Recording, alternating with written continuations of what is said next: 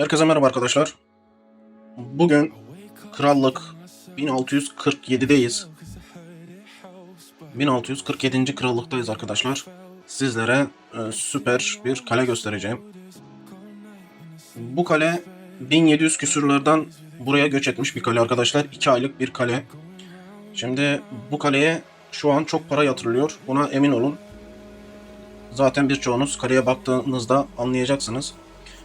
Önce bir değerlendirmesini yapalım arkadaşlar bu kalenin. Daha sonraları da zaten yavaş yavaş bununla ilgili bu kaleyi Üst Savaşı'na falan hazırlayacağız.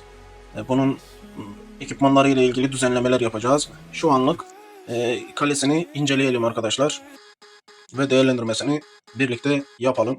Şu an BZB loncasında oynuyor.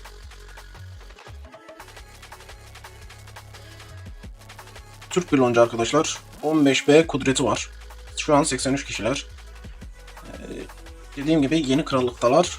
Çok yeni bir krallık. Kudretleri bunun için loncanın düşük. Ama önemli değil. Dediğim gibi yeni krallık olduğu için böyle.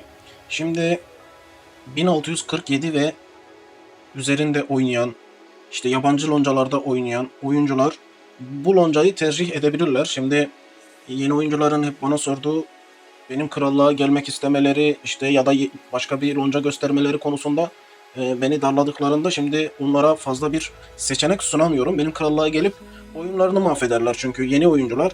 Ama burada mesela güzel bir lonca, güzel bir kaptanın yanında oynamaları onlar açısından iyi olabilir. Bu bakıma bu loncayla, bu arkadaşla irtibat halinde olabilirsiniz. Yazın, çizin. Kudretiniz güzelse gelin arkadaşlar. Küçük kaleler de var. Yani yine konuşun arkadaşlar. Lonca'da yer var.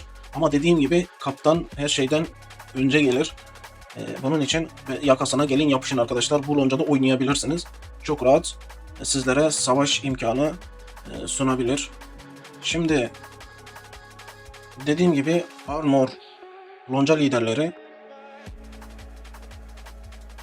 Şöyle baktığımızda da birkaç tane yabancı görüyorum. Herhalde Rus oyuncular falan da var. Dediğim gibi arkadaşlar kudretleri bu şekilde.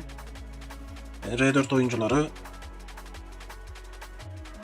Liderlerin ismi de Çağrı'ymış. Böyle güzel küçük bir lonca arkadaşlar. Yeni krallık olmasına rağmen. Kalesi şimdi yeni krallıklara göre çok iyi ya da çok iyi olma yolunda bir gidişat çiziyor. Şimdi içeriğine girelim bakalım.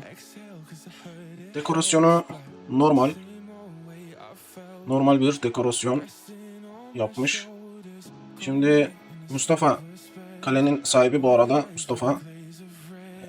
Mustafa şimdi senin yapacağın, ben aksesuarları şeyleri görmedim, dekorasyonları. Kapibara dekorasyonu falan etkinliği geldi gitti, onlardan almamışsın. Bu dekorasyonlara dikkat et. Bunlar yakında eser yıldızlaması gibi ya da kale teması yıldızlaması gibi bunlar ufak da bir şeyler verseler bile bunlar kaleye kar olarak geçecek. Buradan herkesin bilgisi olsun.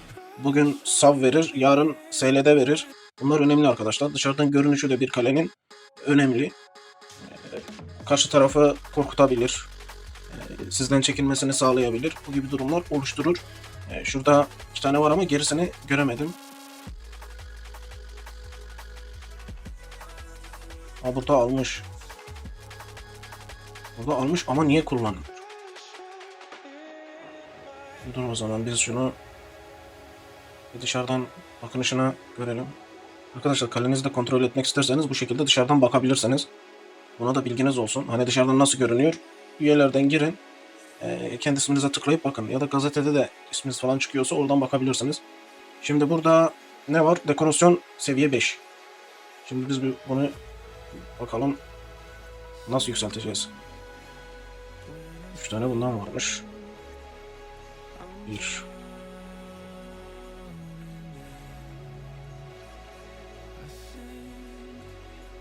Buna bir tane seviye atlattık. Şunu da buraya diktik. Şurada da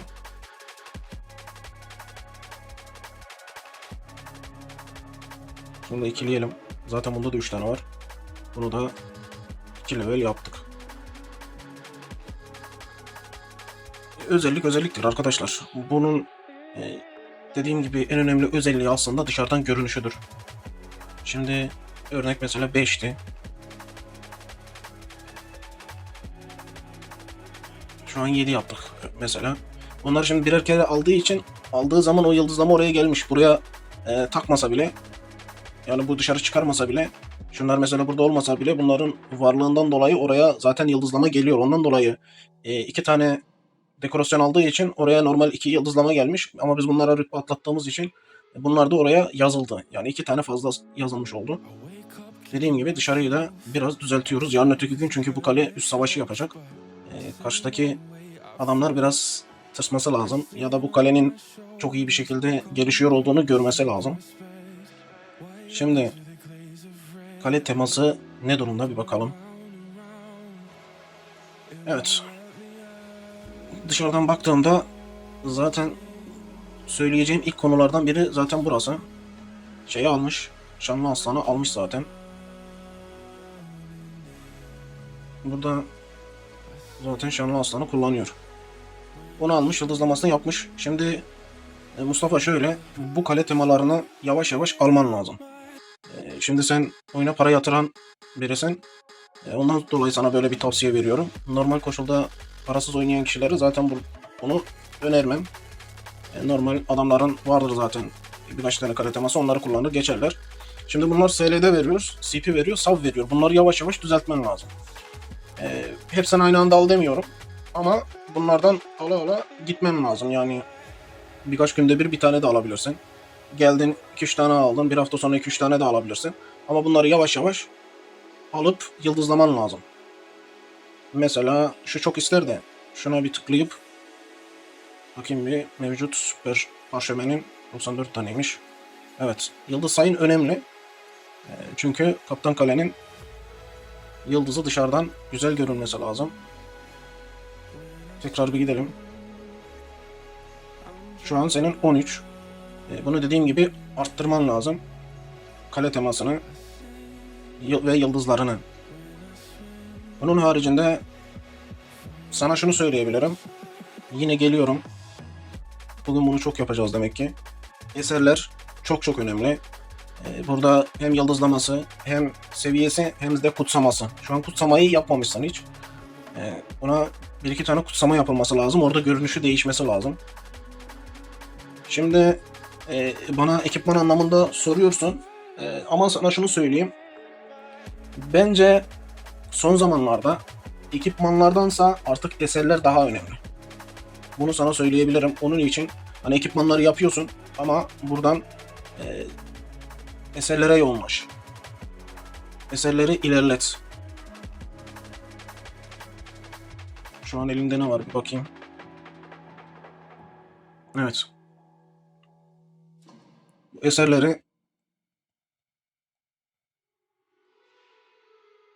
Eserlere yoğunlaş, bunları yap. Bak bunlar yarım kalmış ve kolay yapılacak tarzda zaten bunlar.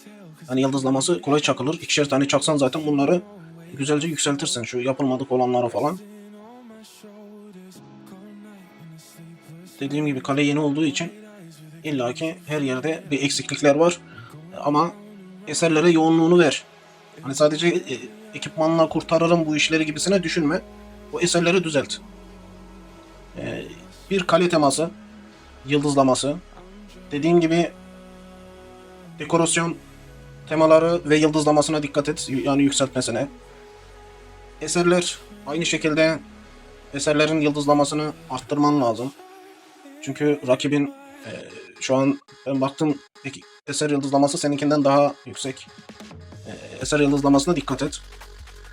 Onu arttır. Başka görünüşte zaten ordu temasını bir tanesini almışsın. Bir tane de ejderha vardı, onu almamışsın da. Onu da yavaş yavaş götürmen lazım. Şu an onda rekabet nasıl olacağını bilmiyorum. Yeni bir tane bir kez geldi. Diğerleri de lider görünümü gibi sürekli gelecek mi peş peşe, yakında onu göreceğiz. Bunun haricinde artık ekipmanlara geçelim bence. Şimdi arkadaşlar, Mustafa'nın ekipmanları Canavar ekipmanı bu şekilde. Bunu geçiyoruz. Piyade ekipmanı. Burada bir tane takmamış mesela. Bunu tamamlar kendisi. Piyadede göğüslük. Göğüslüğü yapmamış. Bir tane aslında başka göğüslük var da. Burada bunu kullanmış. Ayakkabı piyade. Zaten en iyisini yapmış şampiyon. Burada şampiyon ışığı. Evet, burada da zaten şampiyon üzerine gidiyor. 2 tane kupası var. Bir tane de burada Ölüler kitabı var. Bunu da tek tip piyade yapmış. Mixlerde bu durum belki tartışılır. Bakılır yani. Ama piyadesi bu şekilde.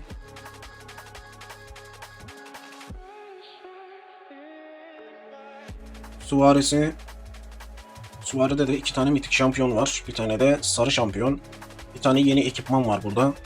Ama yeni krallık olmasına rağmen arkadaşlar ekipmanları çok çok güzel. Taşlarda eksiklikler var. Şurada. Şurada mor mesela.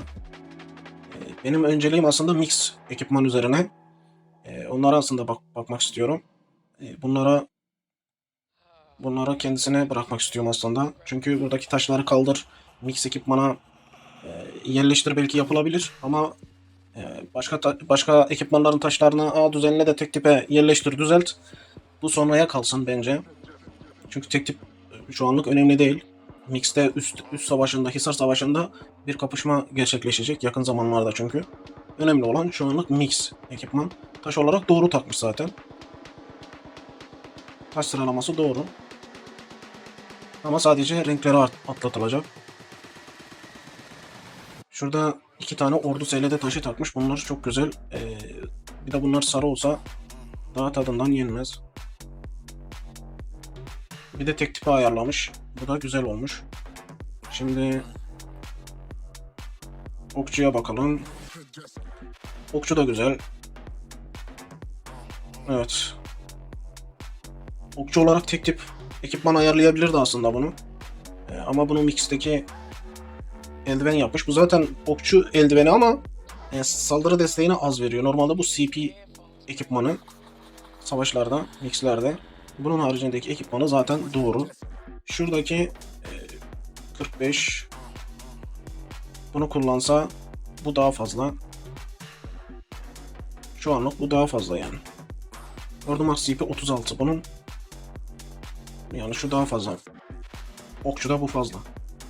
Ki bir de şurada şampiyon taşı var. Tam bunun da takılmamış ama dediğim gibi bu şu anda menzilli olarak daha iyi. Şöyle.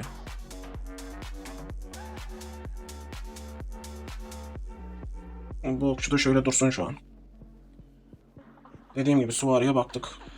Piyadeye baktık. Piyadeye göğüslüğü tamam bu da kullanılabilir ama SL'de daha fazla arttırılması için tek tip piyade göğüslüğü de yapılabilir.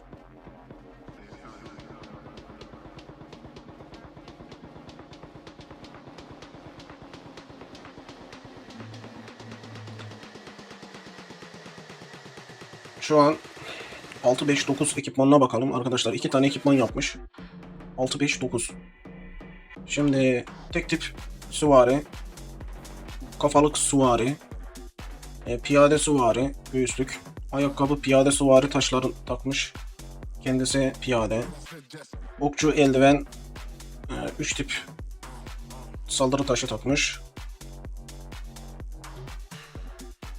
2 tane piyade okçu taşı takmış. Diğeri de menzil SL'de takmış. Şimdi bu şekilde normalde iyi düzgün görünüyor. Buralara sadece eklenmesi gereken ordu CP taşları şampiyon ekipmanıyla alakalı tabii ki o. Şuradaki şampiyon CP takılması lazım mix ekipmana. Bunu da ileriki zamanlarda ben yapacağını düşünüyorum. Evet. Bir şeyler arttırılabilir mi? 6-5-9 demiş. Şimdi şunlara dokunmak istemiyorum aslında. Şimdi Mustafa burada Üst Hisar Savaşı'nda kran kırana bir savaş geçecek diyorsan şimdi bu kupaları hepsinde kullanacağın için sana söylüyorum. Bunları tek tip süvari taşı takabilirsin aslında şunların ikisine. Eğer ordu CP taşı yoksa şu ikisine süvari SL'de taşı takabilirsin. Artı 20 verir. Şu artı 10 veriyor mesela. Bu işe yarar. Burada da aynı şekilde bunu mesela şu ortadaki CP taşı olması lazım ve CP taşı. Buna burada aynı şekilde süvari takabilirsin. Örnek veriyorum. Ya da piyade takabilirsin. Daha çok işine yarar. Mix'te kullandığın için söylüyorum. Çünkü bu zaten CP taşı. Daha sağlam olur savaşta.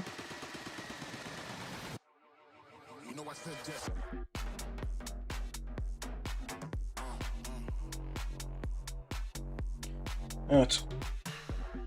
Bu süvari okçu. Bu da piyade süvari. Evet. Bunu da aslında bunları da aslında mixleyebilir. Şunu mixlemiş. Okçu süvari. Bunu da piyade süvari yapabilir. 2 tane kupası varmış. Evet. Neyse şu anlık ellemiyorum. Çünkü burada zaten ordu CP veriyor bu. Hastalık yüzüğü. Ondan dolayı ellemiyorum ama dediğim gibi şu 1, 2, şu 3 tane ekipmanda taş oynaması yapılabilir. Bu oynatılabilir. Bunun haricinde eğer ekipman işte böyle tek tip ekipman kullanacağım ama her savaş rolüne uysun diye bir moda girmek istersen de şurada yaptığın gibi bak mesela ayakkabı piyade. Piyade ve süvari takmışsın. Şurada şunu oynayabilirsin. Şurada gargantua taşı çıkarıp artı 10 veriyor çünkü. Buna aynı şekilde mesela piyade takabilirsin. Artı 20 verir. Artı 10 fazla mix'e ekleme yapar. Evet. Ordu SL'de taşlarına bir şey demeyeceğim. Tamam 5 veriyor ama sonuçta ordu SL'de olarak veriyor. Yani bu şekilde bir düzenleme yapabilirsin 6-5-9'a. Dediğim gibi 9 mesela süvari ile alakalı. Süvari iyice artsın diye düşünürsen yine aynı şekilde dediğim gibi süvari taşı buraya ekleyebilirsin. Buraya ekleyebilirsin. Buraya ekleyebilirsin. 3 tane sarı süvari taşı eklesen zaten 60 SL'de artar. Bunu bu şekilde yapabilirsin. 8-4-8 ekipmana demiş.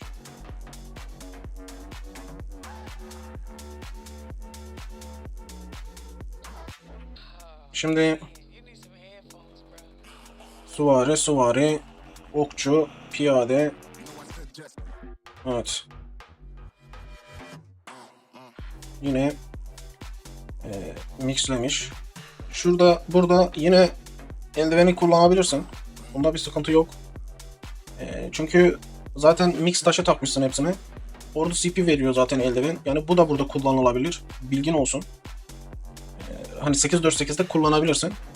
Ki şunu söyleyeyim sana. Şampiyonu yaptıktan sonra eğer şeyini yıldızlamasını çok iyi yaparsan şurada 6-5-9'da kullanabilirsin bunu. Sorun yok. Burada bu kullanılabilir ama yıldızlamasını iyi yapman lazım.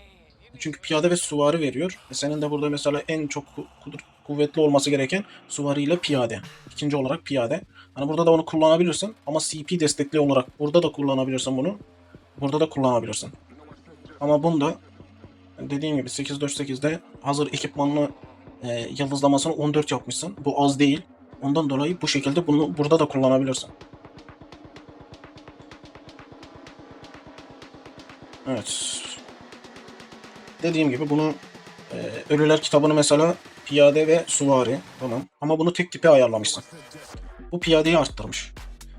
Bunu da dediğim gibi ya mixlerde kullanmak istiyorsan bunu aynı şekilde böl. Ya süvari taşı tak bunu. Ya da yarın öteki gün atıyorum ordu CP taşı takabilirsin. Bunu bu şekilde ekipmana eklersin. Ama daha bu mitiklenmemiş. Bunu hastalık yüzüğünü aynı şekilde burada da kullanabilirsin. Buna süvari SL'de taşını tak mesela. Buraya yerleştir. Bu şekilde kullan. Ha diğer ekipmandan bir farkı var mı? Yok. Zaten iki tip de aynı şey diyebilirim sana. Ha 6-5-9, ha 8-4-8 aynı düzen. Sadece burada işte süvari artıyor. Şu 8 olan yer artıyor. Biraz piyadesi azalıyor. Hemen hemen aynı form. Bunu insanlar şöyle kullanıyor. Mesela kahramanlar, hero'lar yani ve yoldaşlar bunlar da aynıdır çoğunda. Sadece istediğin asker düzeni artar ya da azalır. Dediğim gibi hero'lar ve yoldaşlar aynıdır. Fazla bir değişiklik olmaz ama asker sayısında değişiklik olur. Bu iki formda aynı. Aynısını ayarlamışsın yani. Şimdi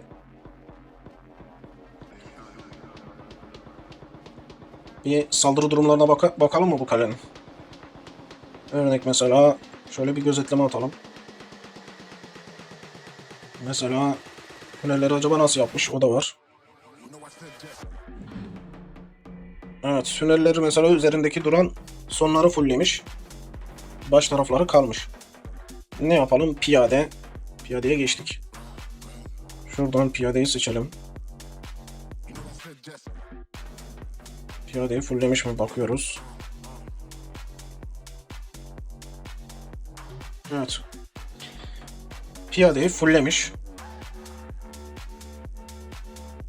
Öfkeyi de açtık. Şurada bir iki taşın eksiği var. Biliyorum. Göğüslüğü dediğim gibi Mustafa tek tip de yapabilirsin ayrıyeten. Bu idare eder. Bunda sıkıntı yok. Yine yıldızlamasını yapmışsın. Bunda problem yok. Sadece bunun tek tip piyadesi de var yani. Ama önceliğini sen yine mix'e göster. Çünkü Üsthisar Savaşı'na katılıyorsun. Ona dikkat et. Sonra bu tek tipleri ayarla, düzenle. Yani bu şekilde idare et şimdilik. Bakalım 843. Evet. 843 saldırı değeri var arkadaşlar. Kalede. Bu yeni krallıklara göre güzel arkadaşlar. Yani biz eski krallıklara göre düşük kalabilir ama yeni krallıkta bu saldırı değeri mükemmel diyebilirim yani. Bir okçuya bakalım. 843 müydü? Öteki neydi? Okçuya bakalım. Okçu ne? 823. 824. Evet. Yani şimdi baktığın zaman şurada ekipmanda 14, 11, 12, 11 hani bu şekilde gidiyor. Ama dediğim gibi bazı ekipmanlar işte piyade CP üzerine, piyade CP üzerine gibi olunca bir de şunlar mesela burada da CP taşları var. Şu üçünde CP taşı var mesela. Onlar da tabi zamanla SLD taşı olarak değiştirilecek bunlar.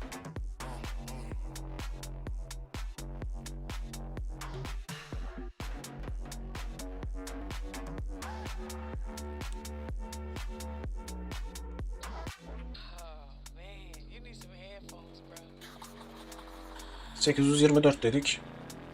Tamam. Fena değil. Bir de süvariye bakalım. Acaba en iyi süvari olur mu dedim. Ama taşlardan bir kurtaramayacağız gibi.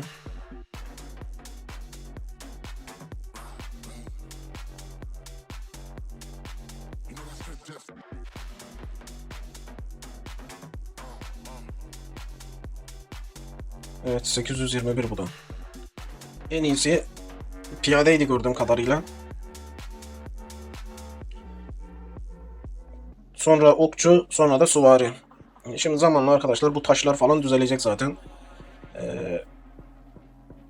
O zaman daha iyi bir durumda olacak bu kale. Şu an şampiyon ekipmanı yapmaya devam ediyor. Böyle krallıkta arkadaşlar Türk bir arkadaşımızın böyle bir kale yapması zaten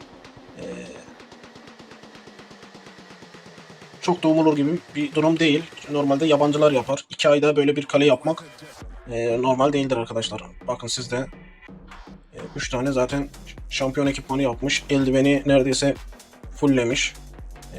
Ekipmanı çok çok iyi. Eksikliklerini de zaten dile getiriyorum arkadaşlar. Eksiklikleri niye? Şimdi saldırı değeri nasıl daha çok arttırabilir? Bunu söylüyorum. Ekipman taşlarında eksiklikler var 1.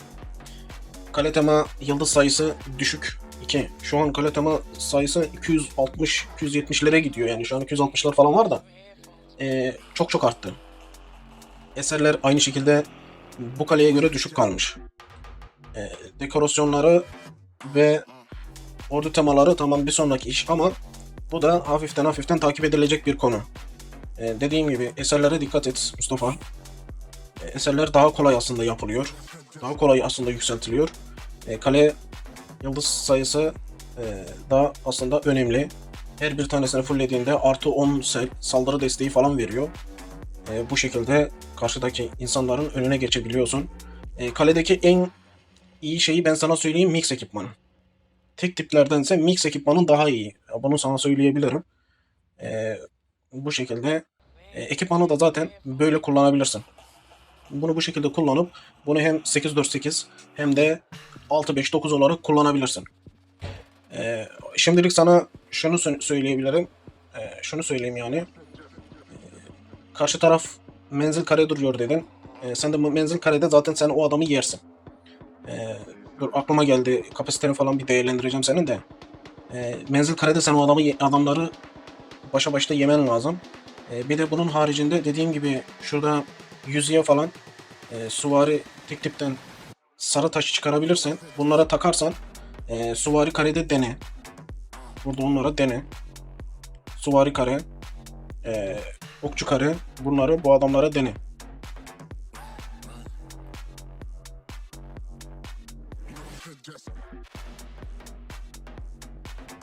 Şimdi neye bakacaktık? Şurada yoldaşlarına bakayım ben senin taburuna. Bak burada 8-8-4 de var da şu 6-5-9 ile 4-2-4 dediğim gibi aynı. 8-8-4-8 şu. Hemen hemen aynı. Şimdi sen de paralı hero yok. Fazla yok yani. Şu an bir tane iki tane gördüm. Burada sen zaten ordu seylede veren kahraman üzerine gidiyorsun. Bunu sadece buna giderek yapma. Şu denizlerin şarkıcısını da yanına kat. Aynı şekilde bir an önce ilerlet bunu. Şuradaki bilgi dokuyucuyu da yapabilirsin ama bir dakika. Yine 2 oluyor. Evet. Yani ordu seylede veren hero'ların üstüne daha fazla git. Çünkü eksiğin burada daha fazla. Dediğim gibi en iyi şey mix ekipmanı. Bunlar çok geride kalmış. Hani onların 3 tane şampiyon ekipmanı olup da bir tane ordu seylede hero'su olması biraz garip çünkü ekipman daha pahalı. Burada 6-5-9 demişsin. Piyade, süvari, okçu. Evet. Şimdi buradaki iş şuna göre değişebilir. Şimdi sen süvari 6-5-9'da sen neyi kastettiğini ben tam bilemem. Acaba süvari kare mi vuruyorsun? Eğer süvari kare vuruyorsan buradaki bir tane okçuyu azalt. Burada onun yerine piyade koy. Bunu bu şekilde piyade koy. Eğer sen okçu kare vuruyorsan iki tane okçun olabilir. İki tane süvarin olabilir. Bir tane de piyade var zaten. Bu da ordu seylede veriyor. Dediğim gibi okçuda bir tane okçu ekleyebilirsin. Süvari kare vuruyorsan piyade ekle bunu. Çünkü ikinci en çok asker olarak piyade askerin olacak. 6-5-9'da.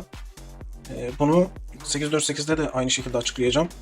Şimdi yoldaşların aslında iyi. Kahramanlarına göre de iyi. Burada piyade, süvari. Bu da zaten ordu seylede üzerine eklenen bir yoldaş. Tamam bu dursun. Şimdi iki tane piyade demiş. 6-5-9. Evet durabilir. Eğer süvari olarak vuruyorsan süvari kare bu şekilde durabilirsin. Ama şöyle de yapabilirsin. Bir dakika iki tane piyade durmasın ya.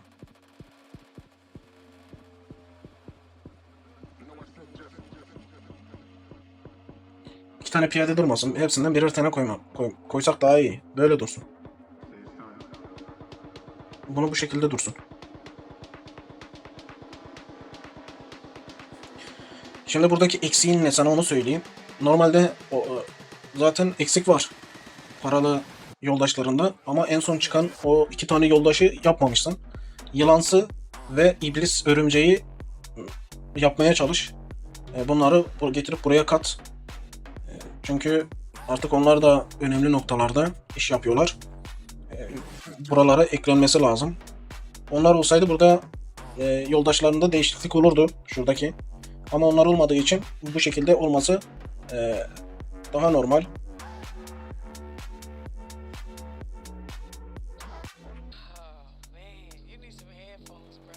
Evet. Hepsinden birer tane koyduk. 6, 5, 9 bu şekilde olabilir. Dediğim gibi 6, 5, 9'da süvari kara vurursan eğer burada süvari yoldaşını arttırabilirsin. O da olmadığı için ekleme yapmadık. Şu an 5. de açık değil zaten. Bunu zamanla yapılacak bir şey. Şu an kaydetmiyorum. Bunun ayarlamasını sen yaparsın.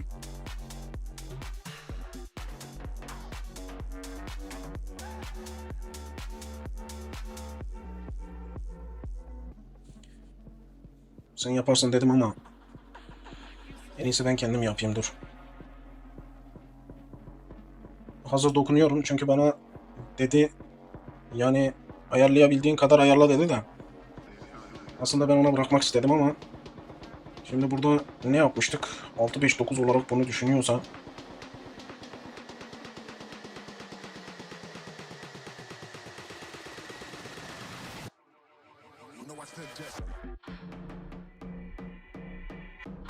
evet, 6, 5, 9. Şurada bir tane piyade ekleyelim. Evet, yoldaşta da şunu çıkarttık. Bunu ekledik.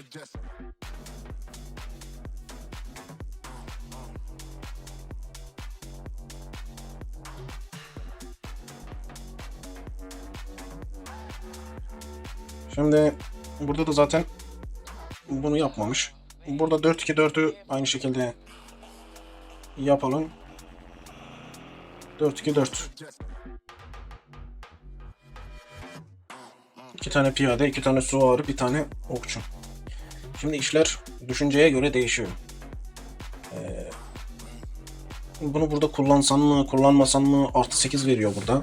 Ordu SLD olarak. Neyse dursun. Bunu 8, 4-2-4 demiştim. Tamam, 4-2-4 olarak değerlendiriyorum. Bunu vuracağın düzene göre bunu değiştirmen lazım. Yani oraya birkaç tane ayar çekmen lazım aslında senin. Ya da kendin bunu bu şekilde yapıp formunu farklı yapman lazım. Dediğim gibi süvari şeklinde vuracaksan 4-2-4'te şu dediğim zaten aynı şeye geliyor. Mustafa, 4-2-4, 6-5-9 bunlar hemen hemen birebir benzer formlar. Sadece birinde asker düzeni farklıdır. Süvari farklı istiyorsun. Birinde de atıyorum mesela burada 4-2-4 istiyorum mesela. Yine süvaride vuruyorum mesela. Ya da okçuda vuruyorum mesela. Burada da okçağız, orada da okçağız. Örnek. 4-2-4'te 2 süvari, 2 piyade, bir tane menzil. Tamam, bu şekilde olabilir. Bu şekilde yapabilirsin. Ha, okçuyu kuvvetlendireyim dersen de bir tane atıyorum mesela şunu çıkarabilirsin.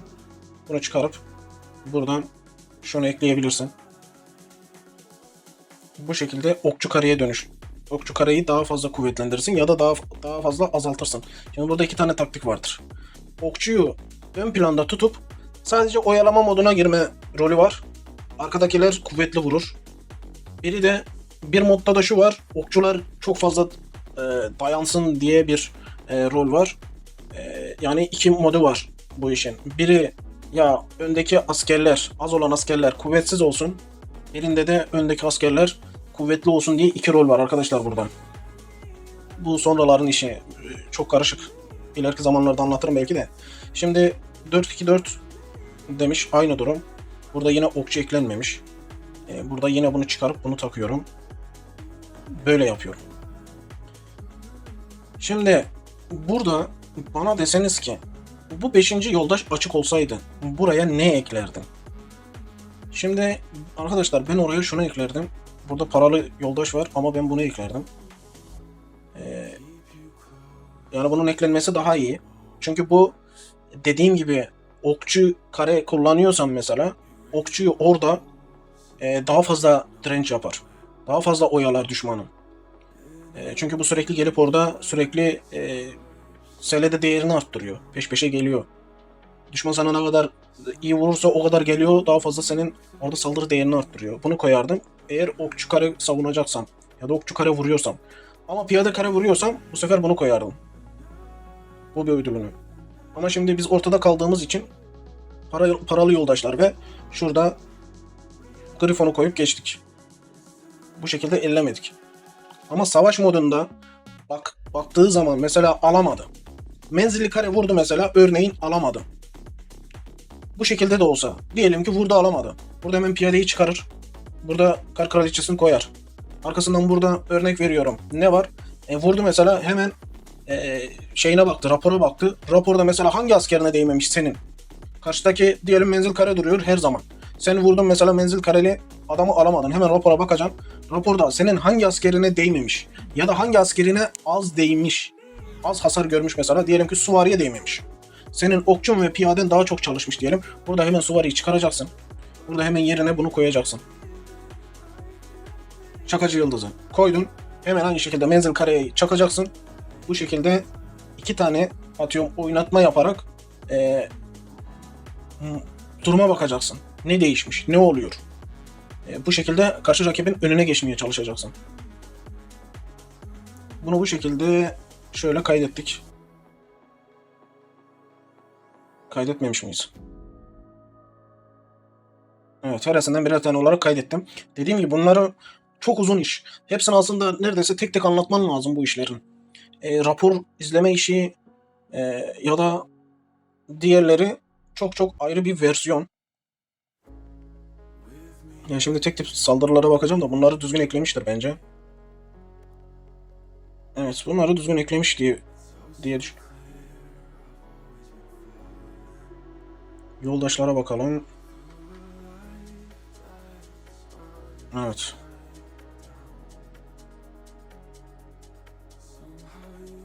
Yoldaşlarda da en güçlüsü kalenin piyadesi. Ama burada da piyade yok. Neyse, süvariye bakalım buradan. Bunu koymuş süvari. Evet. Geri kalan da zaten parasız. Evet. Şimdilik böyle. Bunlara yapacak bir şey yok. İki tane paralı koyamıyor. Bir tane. Şu. Evet. Düzgün. Bunlarda bir şey yok. Bir sorun yok. Süvari piyade demiş. Neyse, bunu 2 tip ayarlamış da bunu ellemiyorum ama piyadesi yok şu an.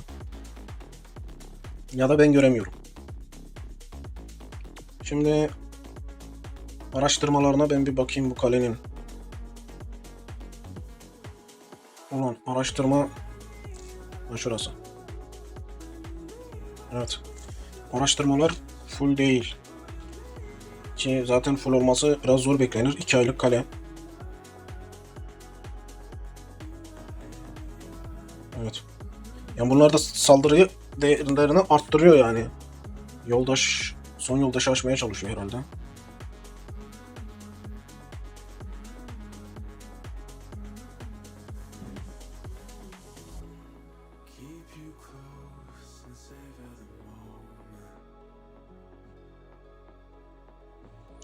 Evet, ileri Hisar savaşlarına neredeyse hiç başlamamış.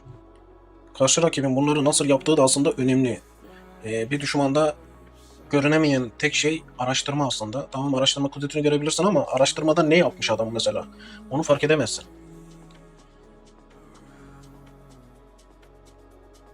Şimdi baktığım zaman dediğim gibi kalede illaki eksiklikler var. Çünkü yeni kale. Ama bunun yanında şu Hisar'da mesela eksik kalmış. Bunlar da direkt saldırı değeri arttırıyor. Belli başlı şeyler çok çok iyi yapılmış. Belli başlı şeylerde zaten ya hiç başlanmamış ya da yarıda. Bunlar devam edecek arkadaşlar. İleriki günlerde zaten bu kale ile ilgili yeni videolar getirmek istiyorum içerik olarak. Çünkü Mustafa arkadaşımız zaten çok hızlı bir gelişme seyrediyor. Bundan dolayı böyle bu kaleyle yola çıkabiliriz. Üst Hisar savaşları yapacaklar zaten. Yol göstermeye çalışacağım bu arkadaşımıza.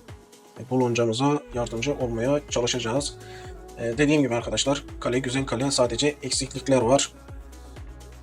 Hadi bir de görünüme bakalım, ne yapmışsın. Evet, 30 113. Lan az kalmış, şunu bir alsan. Az kalmış vallahi, 7 tane kalmış. Bunu alsan iyi olmuş. Acaba bu burayı veriyor mu?